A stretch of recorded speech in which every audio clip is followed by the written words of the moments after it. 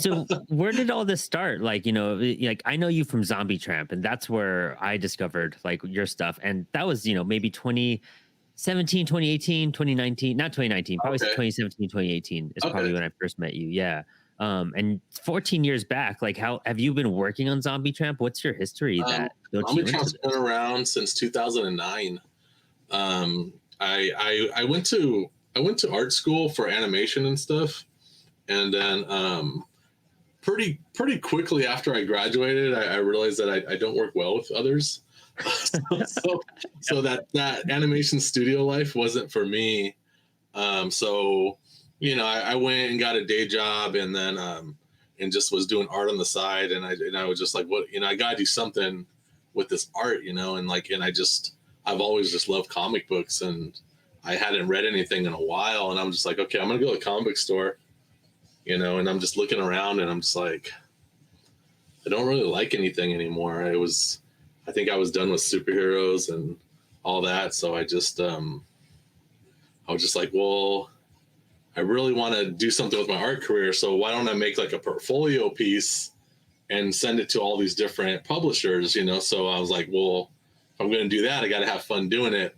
So I just like, I'm just going to make a comic book of things that I like. So like horror movies and grindhouse, like 70s exploitation movies and things like that. And like, cute, sexy girls and stuff like that. And so I started developing Zombie Tramp, and I was just drawing this cute zombie girl. And I was like, well, if it's going to have a grindhouse feel, it has to have a stupid name. So I was like, I'll call it Zombie Tramp. Amazing. So I did one issue with the intent just to give it to studios and, just companies to try to get work. And then, I took it to San Diego Comic Con of all places, because a guy I knew had an extra badge. He's like, yeah, just sit at my table and print some books. So I printed like 80 copies, and I sold them like in like 2 days. Sick. Yeah, and I was like, oh shit. So I made issue 2, and then I made issue 3, and then we made a trade, and then we put it through Diamond Catalog, and then once I was in the middle of making volume 2, I got picked up by a small publisher, and then we started getting the books on the shelves, and it just kept going on, and it just kept building and building and building and stuff, and then it came to the point where I kind of missed just doing things on my own, so I was just like, I quit. All right. So I quit, and I was just like, I want to see if my fans like me or they just like Zombie Tramp. So I made Mm, another character. I made another character called Sad Girl Psycho Baby, and it was a post-apocalyptic genre and it was, I grew up in Los Angeles, so it had a Chicano vibe, and the main character, she's Chicana, and there's lowrider cars and stuff, but it's like yeah. still like a Mad Max universe.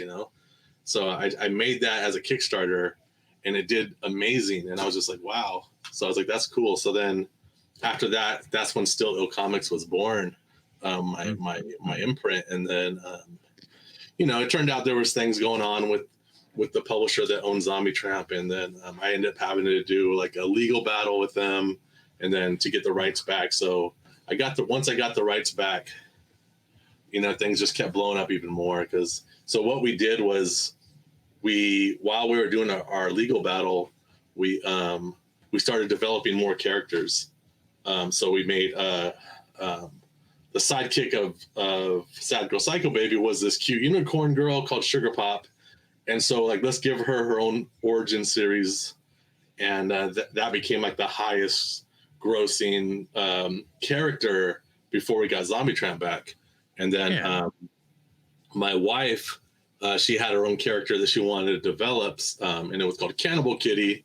So I started drawing it, she started writing it, and that became another character. And all these characters, all the money that these characters made were used to fund, to pay for the lawyers to get Zombie Trap back. That's amazing. Yeah, so it helped. It worked really well, and now we got this whole big universe, man, of like five, yeah, like five main leading ladies in all these different titles, man. It's crazy. Dude, that's so cool. I mean, there's so much fun stuff to unpack there too. I mean, and not only are you doing like a fun female line, which is like very unknown at this point for any type of creator, to be honest. I don't really come across anyone who focuses on a pure female lane practically.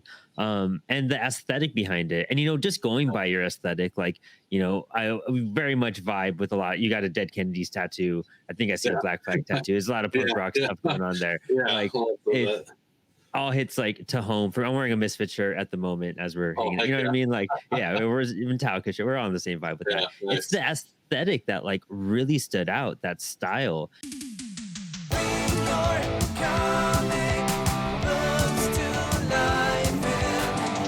Comics with